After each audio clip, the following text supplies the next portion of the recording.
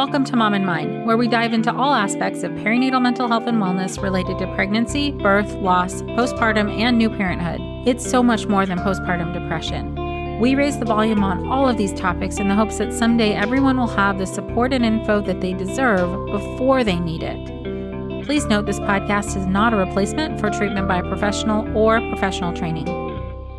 Welcome to Mom and Mind. I'm your host, Dr. Kat. We are going to be taking a very close look at what it feels like and what it's like to have paternal postpartum depression. Today, we are talking with Dr. David Levine, who is a pediatrician in New Jersey. He's going to be sharing with us what happened during the postpartum period of his first and second child. Having been blindsided by depression in the postpartum period, like everyone else, thinking that those kinds of things only happen to women or people who are carrying babies, he shares with us the struggle of realizing what was going on, having to talk to his wife about it, and ultimately finding help. And all of this while being a pediatrician. He completed his undergraduate degree at Rutgers College Medical School at NYU and his residency in pediatrics at Yale. So he's very well educated. And with that also comes a lot of pressure, especially as a pediatrician, to feel like you're supposed to know what to do.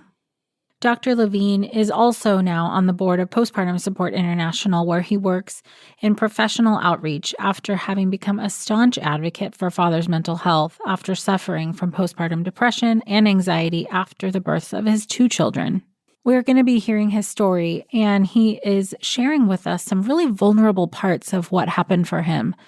And for people who are not quite used to hearing about what can happen for people in the postpartum period, and specifically dads who often experience agitation and anger, some of the things that he experienced are hard to hear and for sure were for him hard to experience. So while we are going to be hearing about some of his journey, he has also written a book about his experience and is in the process of finding an agent and a publisher. So that book is not quite available to everyone yet. But certainly, if any of you who are compelled and inspired by his story know of anyone who can help him in his journey to get this book out there, that would be great. More fathers need to know that they're not alone. And Dr. Levine is really putting himself out there and having to deal with quite a lot of pushback from people who don't believe that paternal postpartum depression is real. But it is very real. I'm very honored and excited to have him here with us. So let's hear from Dr. Levine. Welcome, Dr. Levine. Thank you so much for being with us today. Thank you for having me. Really, really grateful for you to come on and talk about this today and really give our listeners and people just some good, solid information and understanding about what can happen for dads. I'm grateful that you're going to share with us part of your personal story. So start wherever you'd like. Again, thank you for having me on. It's a topic that I feel like in the postpartum mental health realm, still a lot of people don't realize that the fathers can suffer as well. And I certainly did not know that when my wife was pregnant and gave birth to our first child, which was roughly 7 years ago. In New Jersey, by law, we have to screen moms for postpartum depression. But we were never told to screen fathers, and in my medical training, we knew very little about mental health in the postpartum period anyway, let alone whether as a pediatrician we had anything to do with that. But in New Jersey, one of the higher-ranking politicians, his wife became very vocal about it. Richard Cody's wife, I forget her name, she started this and eventually it became law. But the thing was, to question it was really just to ask the mother, how you're doing. Right. Like, it wasn't anything formalized. We were not meant to do that. I didn't learn about the Edinburgh screening until much later. Sure. So when my wife was pregnant, she was feeling good. I was feeling good. When she gave birth, the baby came out on time. Everything looked fine. I had no inklings whatsoever that something was going to end up happening to me. Mm-hmm. But within the first couple of days, I just started to get this feeling that there was something wrong with him. He cried a lot. Now, my memory is what it is. That's 7 years later, but I just felt like he cried a lot more than other babies and way more than I was expecting. Mm-hmm. And even though I was not his pediatrician, a friend of mine who was his pediatrician would just tell me, Dave, he's okay, he's doing well, that kind of stuff. I still just got this idea in my head that because he wasn't calming down, something was wrong with him. Mm-hmm. And it became more and more unshakable as time went on. And some people have said, well, that's just because you're a pediatrician, and I don't negate that. That part of my experience was certainly clouded not only by the fact that I was a pediatrician, but the fact that I probably also deep down felt that as a pediatrician, I should be able to be better at this than an average father. Right. That I should know things that others don't, so therefore I should be better. Even though I knew kind of on an intellectual level, I knew that shouldn't be the case. Mm-hmm. That just because you're a teacher doesn't mean your kids end up being super smart because you teach them. So just because I'm a pediatrician doesn't mean that my kids don't get sick or that I can fix every problem. I can't fix every kid's problem, so why should I be able to fix my own? Right. But anyway, so my wife had a little bit of the baby blues, which, are common. And during that time, so the first couple of days I felt one way. And then my wife started experiencing the blues, the breastfeeding wasn't going so hot. And I snapped out of my funk and kind of was like, all right, I'm here for you. What do we got to do? We had to get through the bris and everything with my son. And then once the breastfeeding and the feeding situation figured itself out, then it kind of went back to me. And it really started to get bad. I took 2 weeks off. I timed it as best as I could, hoping that the baby would come on time. So when my son was roughly 2 to 3 weeks of age, I was home with him and my wife trying to help out. Mm-hmm. And that's where things really started to spiral. I would get more and more aggravated with his cries. I would get more frustrated by having to take care of him.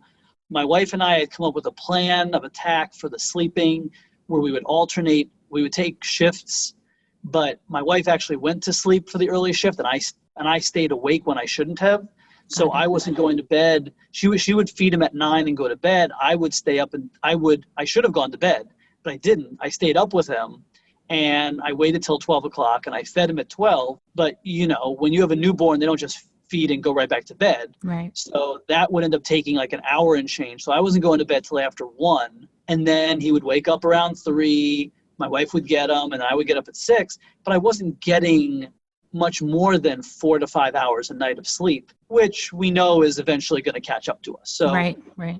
And that wasn't like solid 4 to 5 hours consecutive, right? Mm-hmm. Yeah, not at all. It was like passing out of exhaustion. Yeah. And then being woken up from the cries, going back to sleep, and then being woken up, but now I actually have to get up and get them. Right. And so that was starting to wear on me, not being at work. And I'm there and I'm in the thick of it every day. And I'm just getting more and more frustrated. And I'm getting really, really angry at the child. I'm really getting pissed off at him. I'm starting to take this all very personally.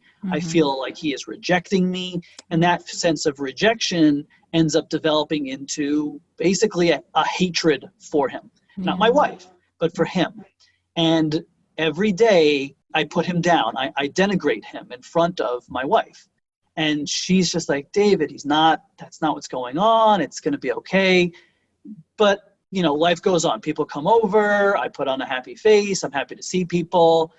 Once in a blue moon, my in-laws or my parents will come over to watch him for a few hours. So my wife and I can run some errands, just to get out of the house, that kind of stuff. I go back to work weeks 4, 5, and 6. And but now I'm going to work, I'm working full time, and I'm still not sleeping. I'm still doing the same stuff at night. Wow. And it's just getting worse and worse. Right. At some point during this time, I Googled postpartum depression in fathers. And I didn't find very much. I found this one summary article that was called Sad Dads. And I read a bunch of stuff there, and I'm like, oh my God, I am screwing up my kid, because I'm reading about how if I'm depressed, then I'm going to give him mental health problems and all these things. I'm not even in the right frame of mind to be reading this. I cannot read this objectively at all. Right. And I start looking up like support groups for fathers and for new parents, but they're all in the middle of the day and they're all for moms. Mm-hmm. And I don't feel like this is a good fit for me at all.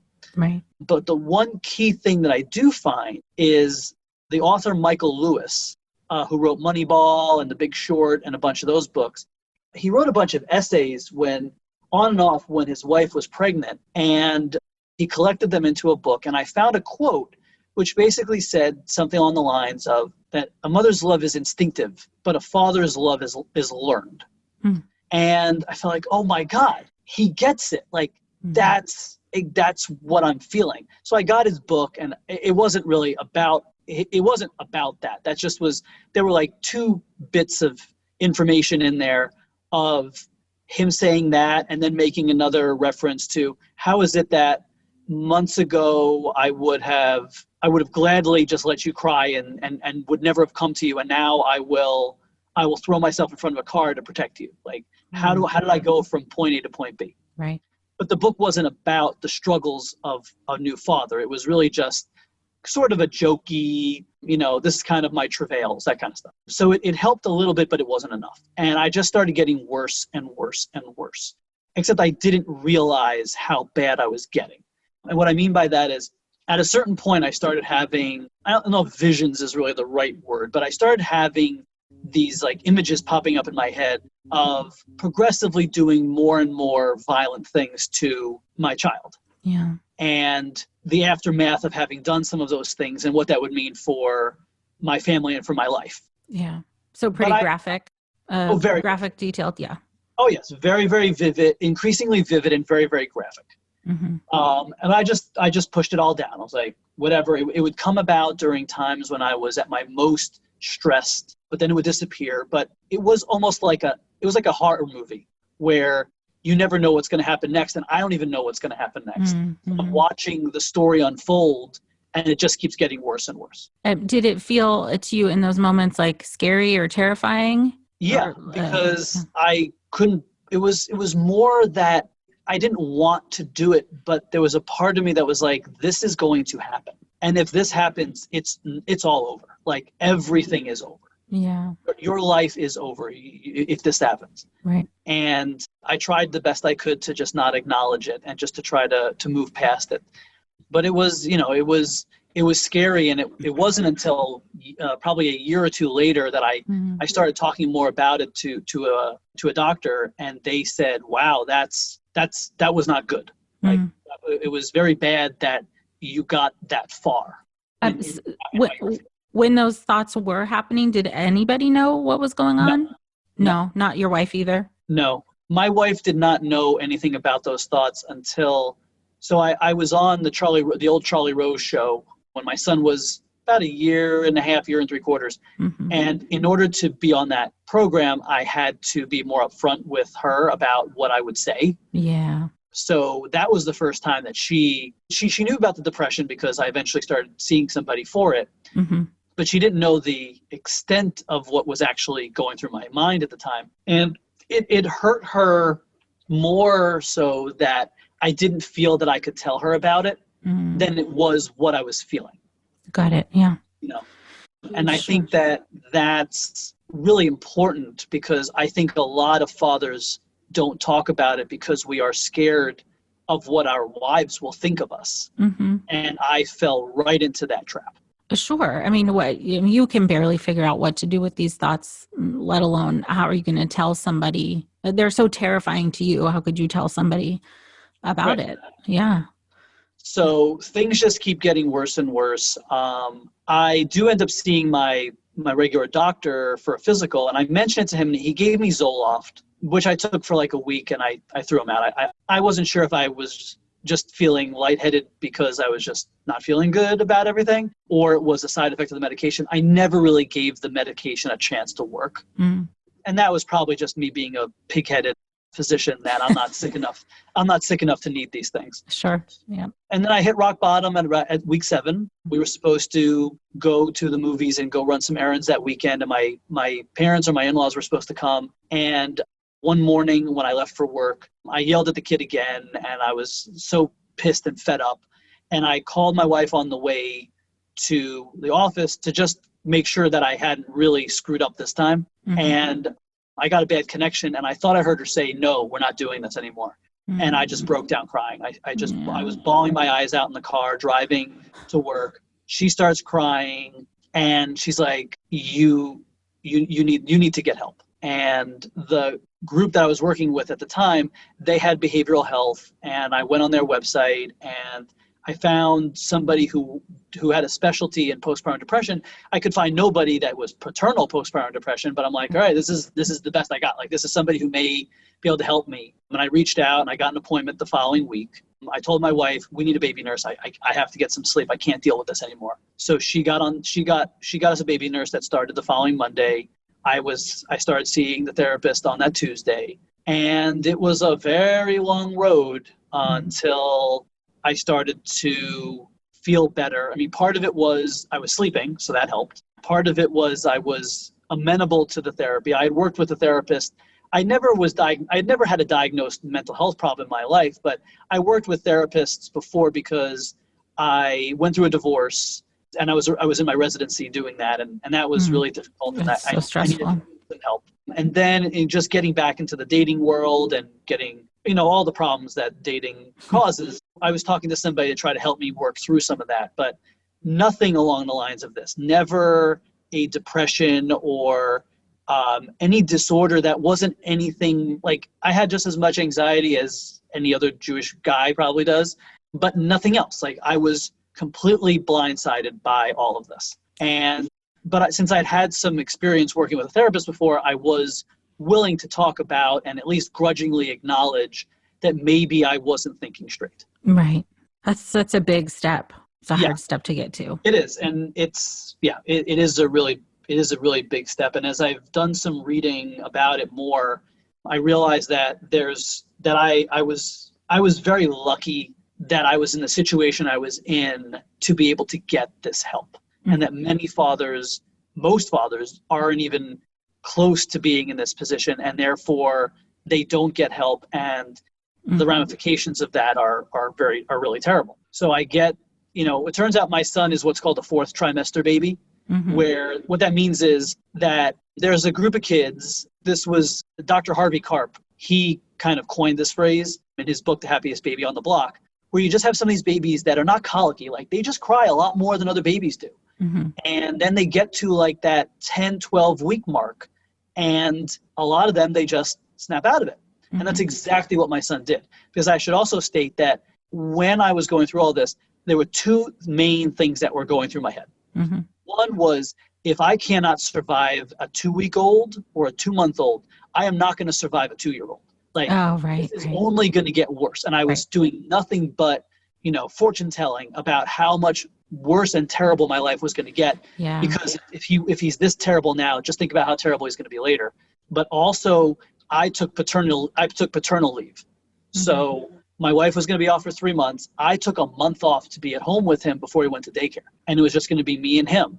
And at this point, I am terrified that if I do not get help, and I am sitting here with a baby who is not going to stop crying, and there's nobody here to buffer me, I'm going to snap. Yeah, that's so all scary. these things are just, coming to a head when that 8-week mark hits and I start to see a therapist. So luckily for all parties involved, my son gets on a better sleep schedule. So he's sleeping. I'm sleeping. He starts to wake up from his fugue state and starts to cry when he's hungry or tired or he pooped. And otherwise he's a fairly calm baby. And the therapy is starting to kick in. So when my wife does hand the child off to me for what turned out to be 3 weeks, because she had an extra week of maternity leave, I had a little bit more confidence. And during those 3 weeks, I built that confidence. I really started to feel like I was capable of doing this now. That's great. By the end of those 3 weeks, I was taking him to my parents. I was going out to lunch with him and a friend. I felt like we were vibing. And when it came time to send him to daycare and drop him off there, like, I wasn't 100% better. Like, I would still snap and I would still get super angry when he wouldn't just do what I needed him to do at any moment. But the really negative thoughts and the real negative outlook that I had started to ebb away. And I stopped therapy by around when he was around 6 months old. The next 6 months were better than the first 6 months, but to kind of wrap it all up, I'll just say that like at my son was born a couple of days before my anniversary. And he was born right before my first anniversary. So by my second anniversary, when my wife and I went out to dinner, she cried most of that dinner because that year had been so terrible. Yeah. And it was mostly because she didn't understand it all. Yeah. So at that point, it was just this outpouring of, why were you so mean? And why did it have to be this terrible? And she was angry at me, and she had every right to be. I did not make life great for her, even though at one he seemed to be good and all that other stuff. But, you know, I was not the greatest husband during that year. Wow. Thank you, Dr. Levine, for sharing that with us. I know, and you know, that most people don't get to hear a father's perspective and their journey through this. But I believe that so many people will be able to hear this and resonate with it and see this in their partners or in themselves. And I just can't thank you enough for sharing that. You're welcome. I mean, like, that's not even like, I wish that was like the end of the journey. Right. Because so after that, I just kind of put it aside, and I didn't know what to do with it. I just was like, all right, this is a thing that I went through.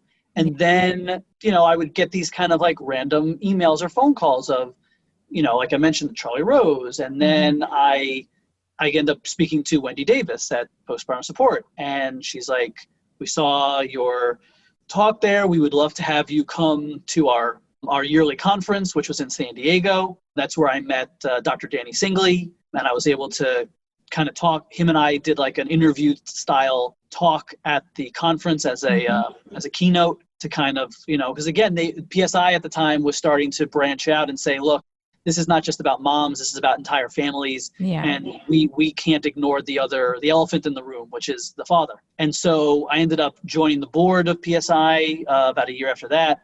And then I had my second child, who was born 3 years ago. And the third, so when she comes, which was not the easiest to get pregnant and to have the second child, I wasn't really nervous or anxious during that, but I knew it was a possibility. And I considered like preemptively starting therapy, but I'm like, no, I'm going to get this. I had a baby nurse from the start, so I'm going to sleep. I'm not going to fall into those pitfalls again. But as you know very well, you could prepare yourself and you could still have it in a subsequent pregnancy. And I did. It wasn't as bad. I definitely didn't have the negative thoughts that I had the first time around.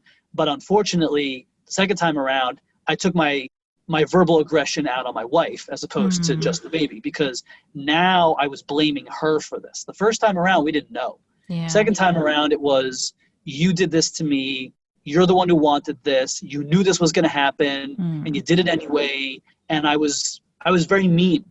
You know, I'm not proud of this, but I took a lot of it out on her and I was very angry with her. I started therapy much quicker. And at one point, I just remember vividly just feeling like, and I've said this to people before, it takes a lot of energy to stay pissed off from morning till night. Like, it's very tiring to carry this much of a chip on your shoulder all the time. Yeah.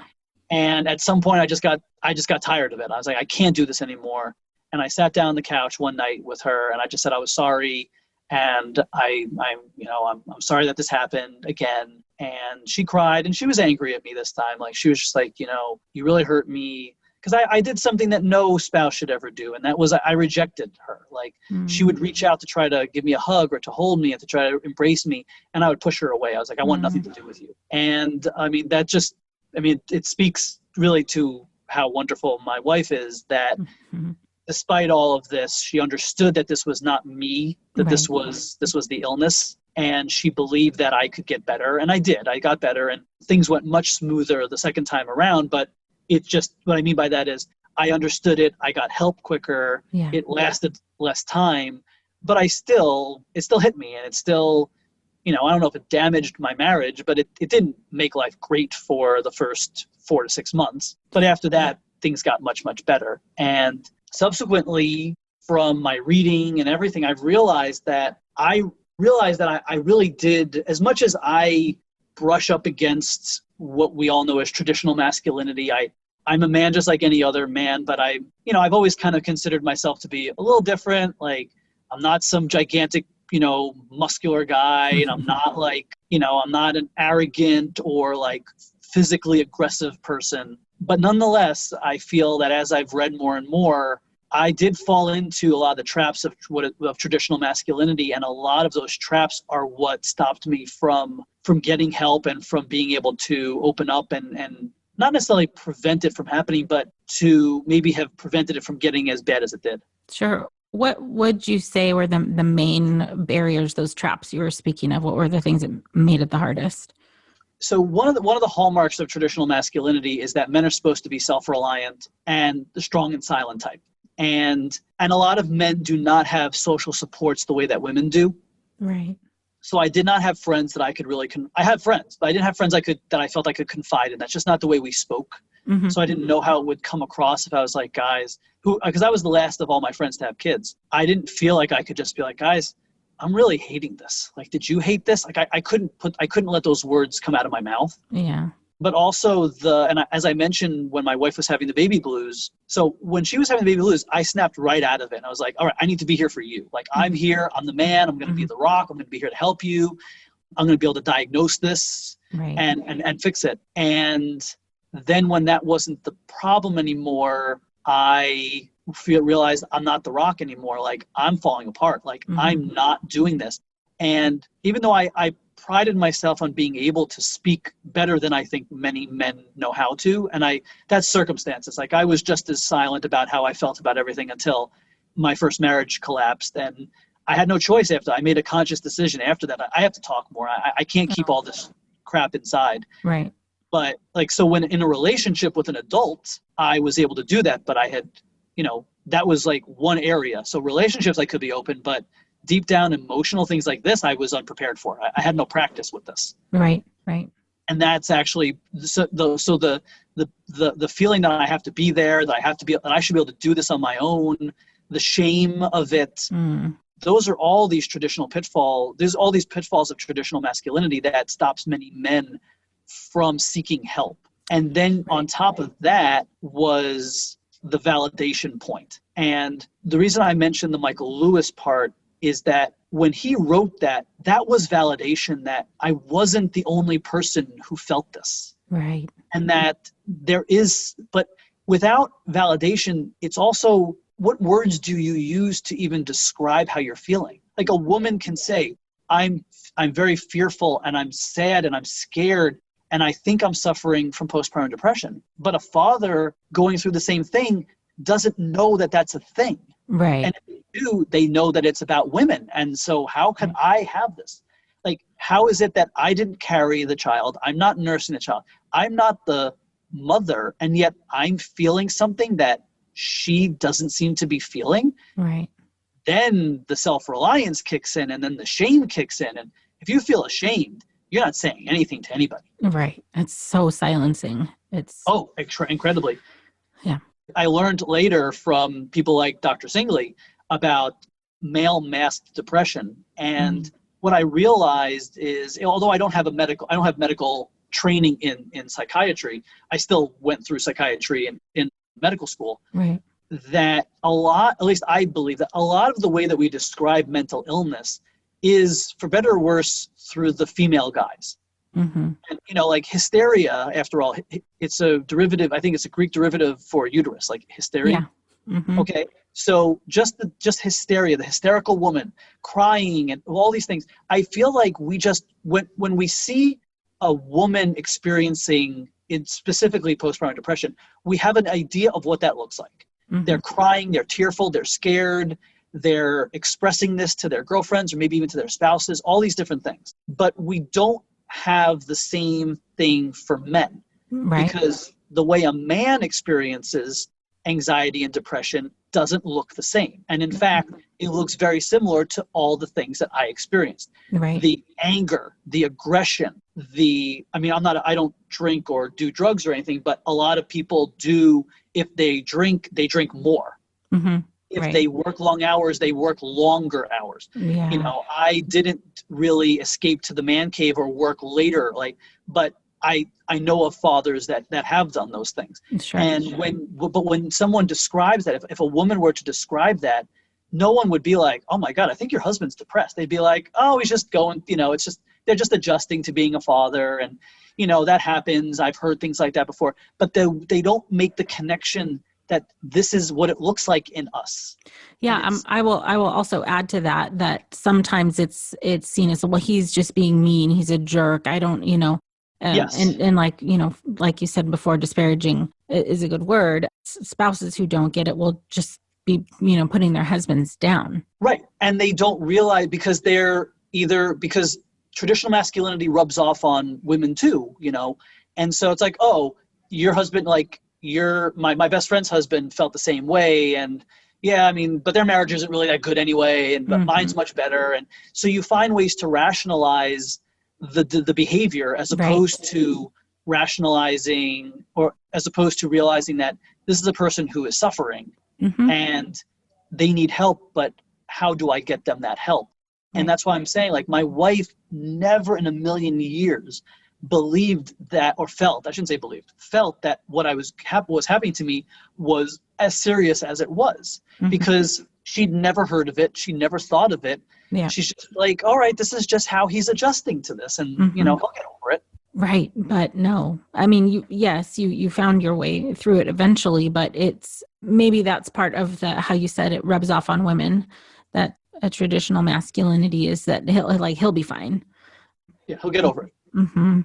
Wow. So in addition to this, like, aggression or angst or anger that you were describing, what are other things that that show up for fathers who are experiencing postpartum depression? A lot of it is withdrawal from the family, and unfortunately also, physical violence. There's an increase in domestic violence, unfortunately, after the birth of a child. But I found a study from, I think it was Sweden, where they actually found that there was an increase in calls to domestic violence hotlines after the birth of a child, even from families where there had been no previous domestic violence. So that's significant. Yes, that as part of, and again, these are not people that were pinpointed as having postpartum depression, because I don't think that it was even thought of. Right. But when you have a family that's suffering from intimate partner violence that never had that before, it's, something has snapped in that guy when that child was born. And it doesn't just happen like a couple of days after the baby comes home. It happens after weeks and weeks and weeks. And that's why I say, like, what happened to me, although it has, at least still seems to have a decent ending, in many cases, it doesn't have a very happy ending. Right. Because it either ends in a couple that stays together, but they're miserable. It ends in divorce, or in rare cases, it ends in the death of a spouse or of the child. And there's not a lot of good information about infanticide perpetrated specifically by fathers in the context of postpartum depression. Right. But I'm willing to wager that many of the men that did what they did to their own flesh and blood were likely severely depressed, if not psychotic, when it happened. Right. I don't see how it could only happen to mothers and not happen to fathers. Yes, absolutely.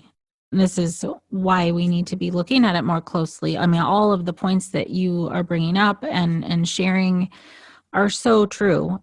Right. So to your point, when we talk about fathers having postpartum depression, there's often like a pushback because people do believe that it's only women or birthing people who are going to be experiencing this, because it's for many reasons associated with hormones, or people think it's only associated with hormones and caring of the child. So there is a lot of pushback, right? Yes. What have you seen from people who are just like, don't believe that this is possible? Right. That is another big stumbling block for fathers to get help. Either the fear that somebody, like a friend or a family member, will denigrate them for feeling this way, and also just looking to society. Although it should be said that in 2020, you can find a lot of good information on paternal postpartum depression that can validate what a father is experiencing, much more than 7 years ago when I was looking it up. So what you won't find, unfortunately, are a lot of good comments about things. Like you'll find articles that take it seriously, but then, for instance, so I said I was on Charlie Rose, I was on, whatchamacallit, I was on the old Megyn Kelly Today show on Channel 4. I was interviewed for that about postpartum depression because an article had come out about 2 years ago saying that postpartum depression in fathers is at least 1 in 10, but may actually be closer to 1 in 7, which is the numbers associated with women. So that kind of jumped from the medical press to the lay press, and they started to want to talk a little bit about that. And if you just look at the comment section in the video that's on YouTube, as well as I did something for ATTN a couple of years before that, and there was a bunch of fathers that sent in like a little bit of a video about how they, what went on, things like that. The comments pages are filled with men and women just piling on men with all the things, all the words that you could imagine, a bunch of, just a bunch of wusses, and these are not men, and just deriding the fact that a man is trying to say that they are suffering from something that only a woman can suffer from. And it's these myths. Again, I think, part of it, and I may be mistaken, but I think part of it definitely is sexism. It's, oh, this is a women's thing, and this is not a men's thing. Only women can somehow suffer from some of these diseases. But there's also just the lack of education that, yes, hormones do probably play some role, but guess what? Men have the same hormones. And it, body changes. Yeah, we don't carry the baby, but there's actually a couple of good articles out there that men's bodies change too. And we sometimes put on quite a lot of weight while our wives are pregnant. And that it doesn't have to do with just the physical carrying and birth of a child. It's much, much more than that. Not every woman who suffers from it has some hormonal derangement. It's a lot of different factors altogether that are not unique to a specific sex. But we look, the United States stigmatizes mental illness left and right anyway. So, why should it stop? Why shouldn't it extend to this? It's even worse when it comes to men.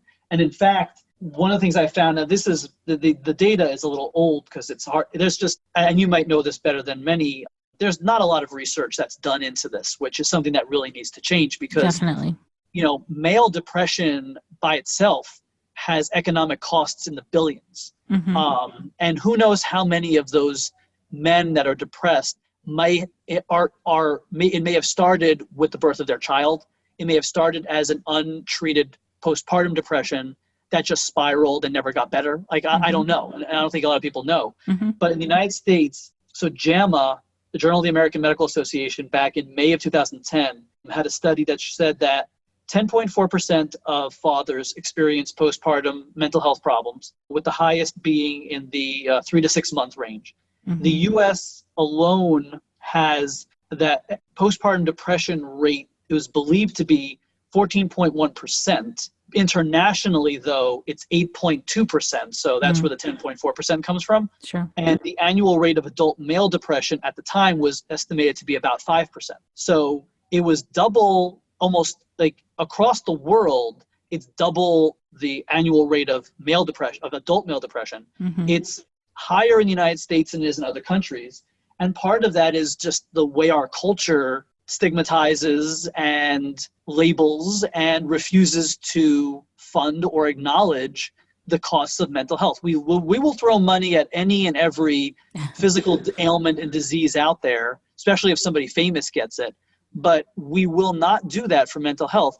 Women at least have the benefit, if you want to call it that, of the Brooke Shields and the Chrissy Teigens and the Reese Witherspoons and the Serena Williams of the world, who have come out and spoken about their postpartum depression. So at least now women know, okay, I've heard of this and I know somebody, I know of famous people who've suffered from this.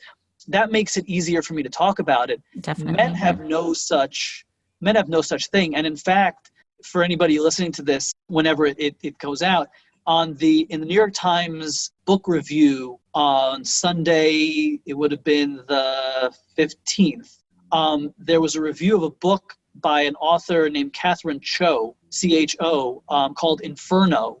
And it's a book about her experiences with postpartum psychosis. And I do not believe that there has been any books, at least that I've heard of, that have been published about a woman's experiences going through this. I know that there have been some one-woman shows about it. I know other women who've suffered through this who are attempting to have their stories told. But it's a really big deal for a woman to be able to speak about this, and for the New York Times to devote an actual Sunday review to it. This only helps to destigmatize these diseases. And when you do that, you just make sure, it just allows women to get help. It educates their spouses so the spouses can recognize this and get them help and not poo-poo it. And what men, I think, desperately need is the same thing, is somebody or someone out there to be able to say, hey, this is a real thing and this can happen. A couple of men have come out in the sports world to talk about their issues with depression, and most of that's been met with some positive press, but it's still, they get a lot of negative crap for it too. Yeah, true. But nothing in the postpartum, not in that specifically related to fathers. And I think that there's an extra stigma when you're a dad suffering through something versus when you're not a dad.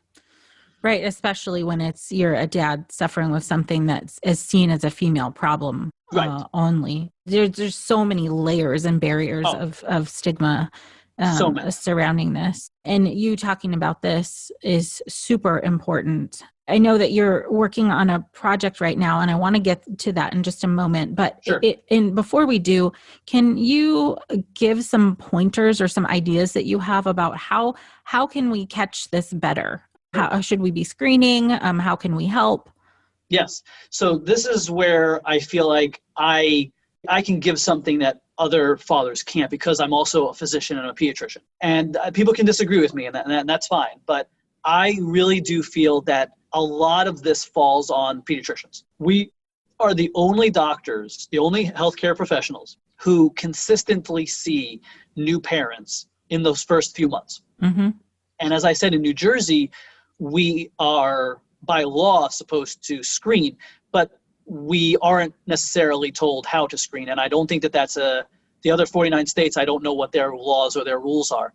But there is a screening tool. It is not specific to men, unfortunately. So some of the answers have to be taken a little bit differently. But there's the Edinburgh screen that we give to mothers, and I believe that should be given to fathers. I believe very strongly that, so we'll start pre-birth. Mm-hmm. When parents go to, when women go to their OBs, I know most dads don't go with them. I know I didn't go after the first couple of visits, mostly because my wife did not want me to know how much she weighed.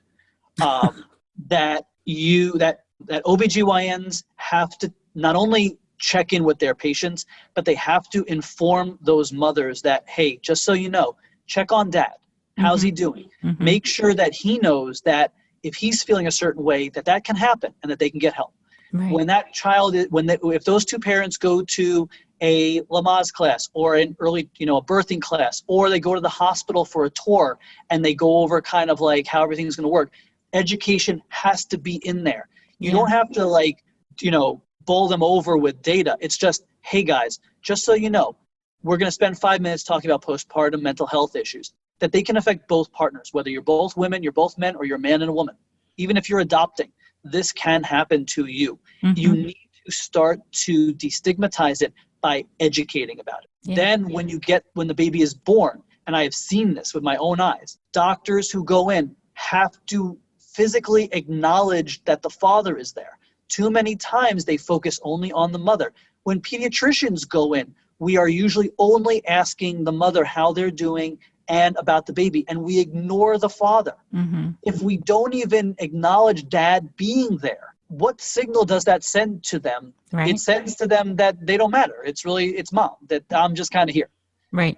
When the parents come in for those first few visits, now I can speak from my experience, and it's part of the reason I appreciate you allowing me to come on, and it's the reason that my wife lets me talk about things like this, because people have to know about this, and people can't say, well, I never heard of it. Well, if you hear this interview, mm-hmm. you have no excuse anymore. You've heard a father talk about this. So you can say to somebody, it doesn't have to be like, oh yeah, I know this guy, he's a pediatrician. Be like, I heard this interview. I know that this can happen, and I want to make sure it doesn't happen to you. I want to make sure you know about it. So I'll tell the parents, this can happen. I know that it does take some time. I don't spend a lot of time doing it, but I tell them this could happen to both of you. I look them both in the eye. It can happen to you. It can happen to you. When they come in, they're both given the screening to do. Now there's billing issues and stuff like that, but at the end of the day, it doesn't take long to score it and then just say, okay, everything seems to be going okay. And if the numbers are rising and you're keeping track of it, you can still follow this thing up. The OBGYN sees a mother once or twice after the baby's born, that's it. And the father's not usually there. Most men don't have internists. They don't have a regular doctor, especially when they're younger and have become a father. So pediatricians, my group, are the ones who are the front line to be able to help with this. And with groups like Postpartum Support out there, there simply is zero excuse now. Like, what am I going to do? Well, call the PSI line. Okay. On PSI, you can get a psychiatrist on the phone. You can give that information. You can find local information in wherever you live to give a piece of paper to that mother and that father and say, look, I really think that you should look out. You should make a call.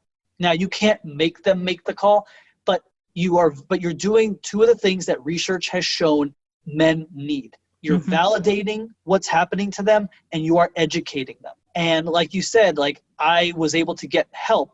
I was able to get help because part of it was I was in the right situation and I was the right person to be able to do that. But I should not be fortunate like that. I'm not special. And fathers need to know that not only can it happen to anybody, but you can get help.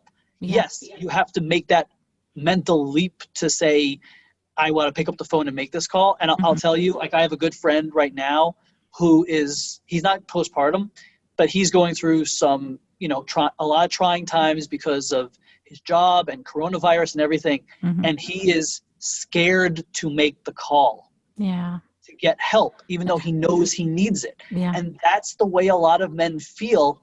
But if they have a spouse who is caring and not just saying things like, just make the damn call already. It's more, let me help you. I will make the call for you. But, nudging the man gently to say, look, I'm here for you. I love you. It's going to be okay. We're in this together.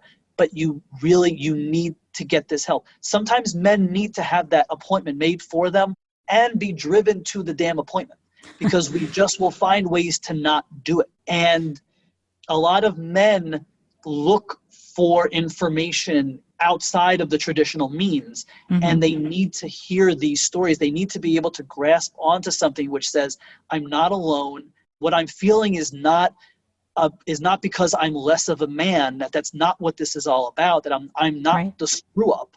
That this is something more profound than that, and that I can get help, because actually part of being a man is knowing what you know, knowing what you don't know, getting help so that you can be a better father, so you can be a better spouse, and you can avoid the damage that can happen for not getting help. Absolutely. So super important. I mean, those are all just phenomenal tips. And to your point too, this is not rocket science. I mean, it might take a little bit of effort and energy to do the screening and to be that support person and to help nudge them, but it's not really that complicated. We just have to, if we're the support people, we are kind of getting over our stuff to help step in and be there for them. But, the systems issue is a big one, and in terms of screening and medical systems and whatnot. But having stories like yours is part of pushing that forward. Hearing it from you, hearing that you're doing it, and how you see your own profession as being part of the answer to this is really massive. I'm hoping that people can really hear this. And I was supposed to talk at the American Academy of Pediatrics conference. I was so excited. I finally, this was going to be my opportunity. And of course, coronavirus took a big dump on that. So I'm hoping that maybe if the vaccines work and if we can have another in-person conference coming up and I can get in there, that was my chance, to really express all of this to a crowd of my peers. So that they can know about this. I mean, we had the opportunity to do it as a virtual where I would have to record, but it would have been so short. I felt like 20-minute recording of what I need to say isn't going to really have the impact that I needed it to have. I mean, if I get the opportunity next year and it's going to be like, this is the only option, maybe I'll try to condense it as best I can. I was really looking forward to sitting in front of people and actually being at the booth and having people come over and say, I saw your talk, or tell me about this. Like, what does this have to do with us? And unfortunately, another casualty of the pandemic. Yeah, absolutely. And what I am excited about is that we here are just hearing like, a bit of your story, but I know that you have a manuscript of your story that you're working on and very close to getting it out there into the world. Can you give a little snapshot of what is in there? Sure. So 2 years ago, I started jotting down notes about, I felt like a book was a natural way to do this, but I did not think that my story by itself would fill a book. It's not, what occurred with me is a part of a bigger story, but I couldn't figure out what that story was going to be. So I guess a bright spot from the pandemic was that I've had a lot more time on my hands. And so I was able to finally put my thoughts down and start writing this thing. It's now, I have a 45,000 word manuscript that I'm putting the finishing touches on. And I've learned to never give guarantees to anybody because nothing's ever 100%, but this is going to get published one way or another. I will find a way to get this thing out there, even if it's just to say that I did it. Yeah. But this is, the way that it currently would be structured is it's roughly in thirds. The first third of the book is walking people through modern fatherhood, because fathers are very different. I'm very different than my dad. The generation that raised us were very, very different in terms of what they viewed as their roles, the way that dual incomes and the way that women's roles in the family and in society have changed. Fathers have very happily taken on a lot more of that responsibility. The problem that I find is that we also have zero idea of what we're doing. And we also, and we don't have a history of fathers doing the things that we are attempting to do. Right. Even something as simple as changing diapers, feedings, and getting up in the middle of the night. Those were, my father unfortunately passed away 3 years ago, but he never did those things. Never did those things.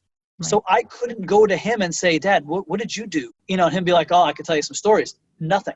So we're kind of in uncharted territory. And so the first third of the book lays out how different men are, how fatherhood plays a larger role in our lives, and also to destigmatize or demystify the role of postpartum mental health disorders in men. In other words, to say that, these are actually a real thing. And let me explain to you why it actually can be some of the exact same things you say it can't be. The middle third is like the memoir part, which is my background and who I am and where I came from, my experiences with my son and my experiences with my daughter. And then the last third are why dads are very important, why we matter, what happens what happens to families and children and society when we are not doing very well mentally, and then how can we fix this? Like the things that we had just been talking about. And I'll grant you, it's big. It's cultural. It's medical. It's education. It's so many different things. But the important thing that I want people to take away from not only our talk here, but hopefully if they ever get a chance to read this book, is that this is fixable. Like, it's not going to be tomorrow, but if we put in the effort, we can make life better. We're a country that talks a good game. We talk a good game that, like, oh yeah, we're all about family and we want parents to be able to do this and all stuff. And it's bull, because we don't support the things that these people really need. We don't have parental leave. We don't have daycares, and we don't have universal things that would be so helpful and beneficial. And some of these are very expensive. I'm not going to say they aren't, but some of them are actually not expensive. It doesn't cost a lot to screen. It doesn't cost a lot to educate. And it doesn't cost a lot to share a phone number or a hotline or something with somebody so that they can get help. Yeah. At least not in terms of the cost, the return on investment on these things are astronomical. You know, that you invest in these type of things, you get so much more. Like I said, I'm a pediatrician. We're all about prevention. It's what we do, and prevention is always cheaper than treatment. You don't want to be treating broken families and broken children and all these things when you have a chance of preventing, not all of them, no one says that that's possible, but that we can prevent some of these things and we can make life better for families and for children and for the next generation. Yes, all of this, everything. Well, thank you, Dr. Levine. That is incredibly hopeful. And that is, I know what you want to convey and what I want to convey as well. And for people who are listening to this, who have a spouse, please share this so that they can hear directly from another guy what it can be like so that they can, reach out for help. Dr. Levine, you mentioned Postpartum Support International. There's plenty of resources there for men and fathers. Yeah. So thank you so much for coming and sharing all of this wisdom and information and your story and being the guy that's out there being vulnerable on behalf of other men everywhere.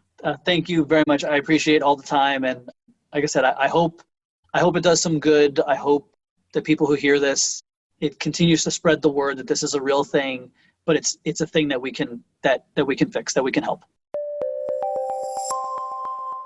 Really, really powerful story and powerful trajectory towards healing.